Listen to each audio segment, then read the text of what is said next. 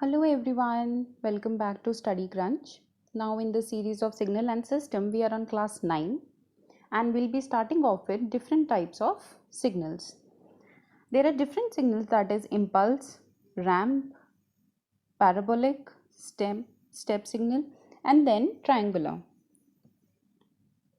Now let's look at them one by one. We'll also be discussing about the properties. First of all, starting off with unit impulse signal. It is also known as direct delta function.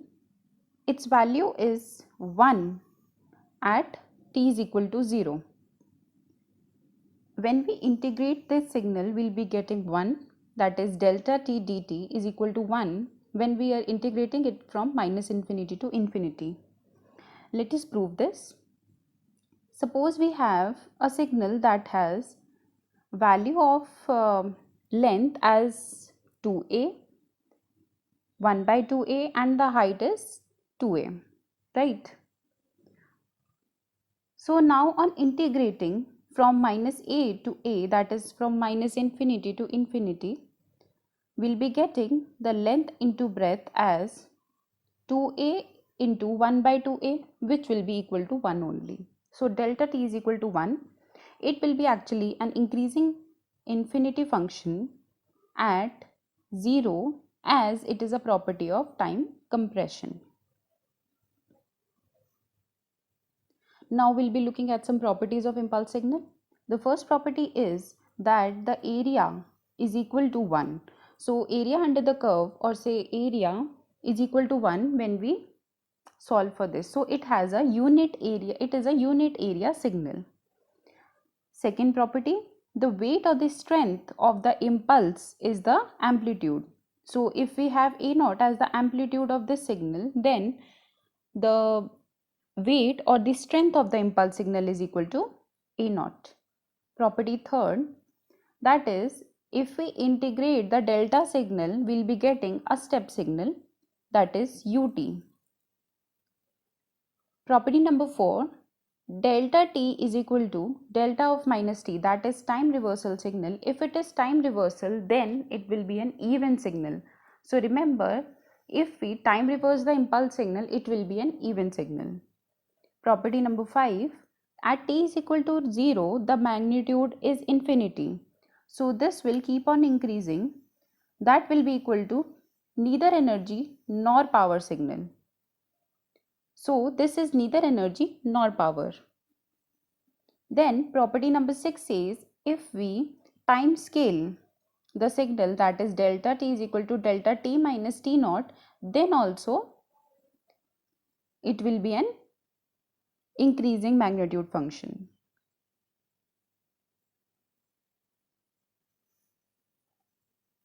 Property number 8, if we multiply two signals, that is x of t into delta t minus t1 and x of t1 delta t minus t1, these both will be equal. Then yt is equal to 2t square into delta of t minus 3. This is the suppose example. So we put t is equal to 3. On solving, we'll be getting 18 delta t. So here 18 will be the weight and delta t is the function. Now value of yt is equal to cos of 4t into delta 2t minus pi. We know that t minus pi by 2 is equal to t. Then this part will become 80.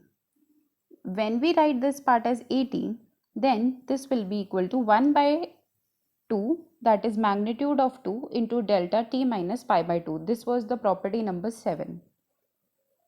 Property number 9, area is equal to x of t1. If we have a signal that is x of t into delta of time scale function, that is delta t minus t1, then it will be a constant equation. So it will be x of t1. Then we have an example. If we have I is equal to 2t square minus into delta of t minus 4 dt, then in these type of signal always check the limit. So it is from -2 to 2, but the value lies outside 2, that is 4.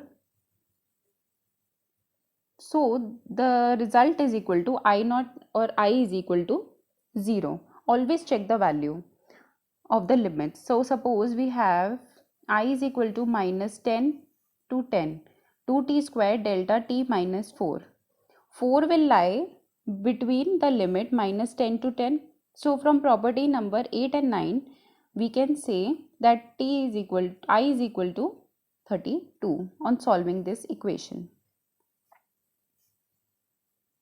Property number 10, x of t into the differential equation, then it is applicable that it will be equal to 0 or a finite value. For example, I is equal to cos of pi t into d square delta t minus 1. So we know that the cos pi t of this function will be having some finite value, so we can directly use the formula. So by solving it from the formula, we'll be getting I is equal to pi square. Now let's move on to some questions. I is equal to -5 to 4 x of delta t minus 5. So we know that -5 to 4, but the value lies behind that, so it is 5. T minus 5, so t is equal to 5, that will be outside the limit, so I is equal to 0.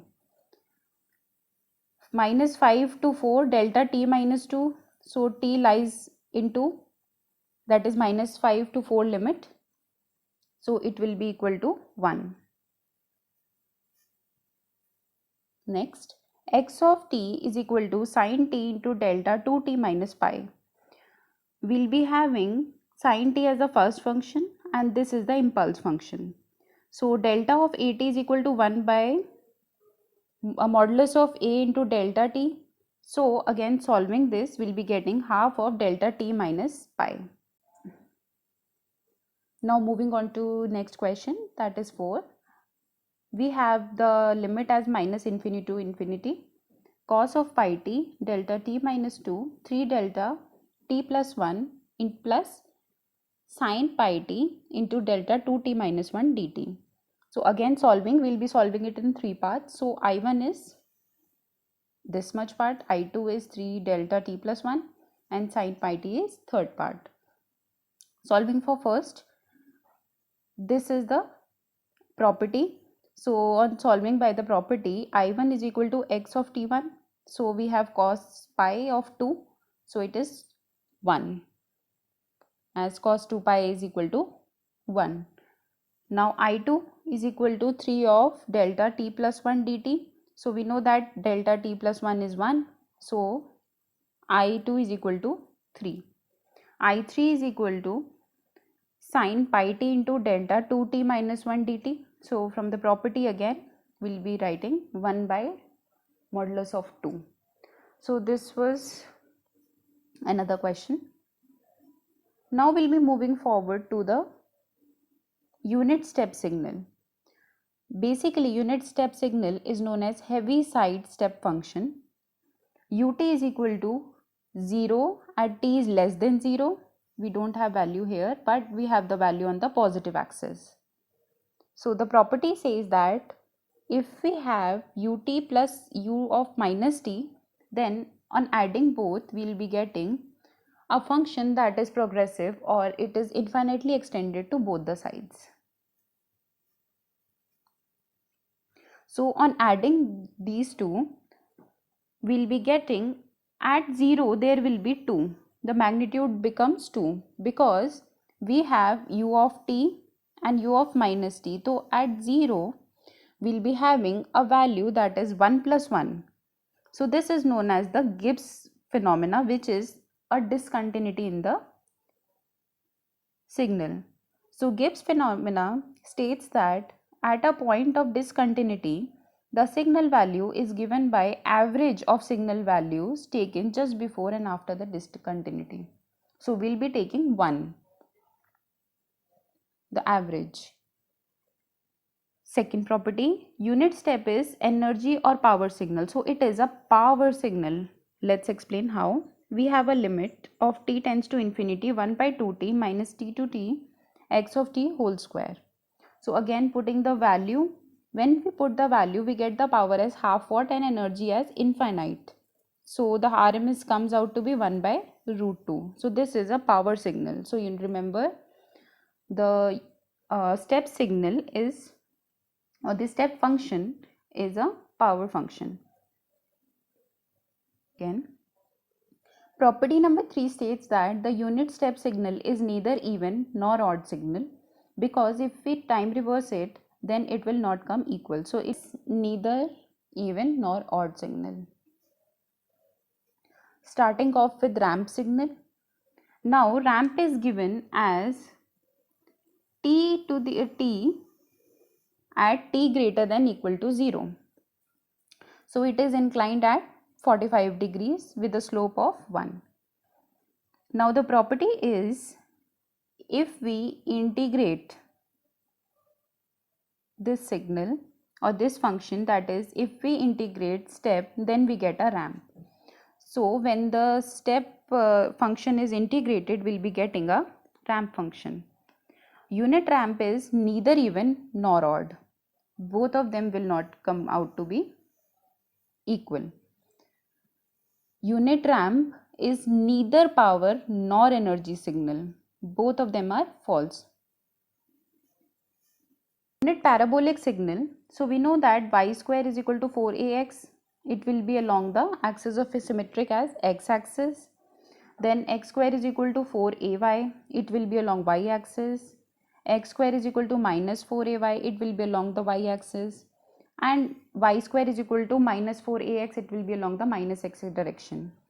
So the main parabolic function is t square by 2 at t greater than equal to 0.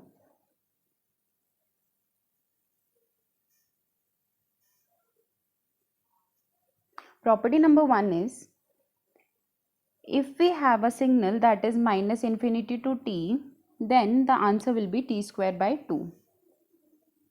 Property number 2 is, it is neither even nor odd. Property number 3, neither power nor energy. Now comes the rectangular function. Its area is always equal to 1. Rectangular function states that from minus a by 2 to a by 2, it will be having a value of 1 by a. So basically the area comes out to be 1. Now the properties. The unit rectangular function is an even signal, that is if we time reverse this signal it will come out to be equal. Property number 2 is, it is an energy signal, that is it has finite energy and power is 0. So energy is finite and power is 0 for rectangular signal. Coming on to the triangular function, t plus 1 from minus t to 0 and t minus t plus 1 to 0 to 1. Here remember, m is always equal to minus or the negative sign on the right hand side and m is equal to positive on the left hand side. Properties, area is equal to half base into height, so half into 2 into 1, that comes out to be 1. Properties are, it is an even signal, so triangular function is an even signal and it is an energy signal. So this was all about the functions, the basic functions that are required to solve the equations. Hope you find this lecture helpful.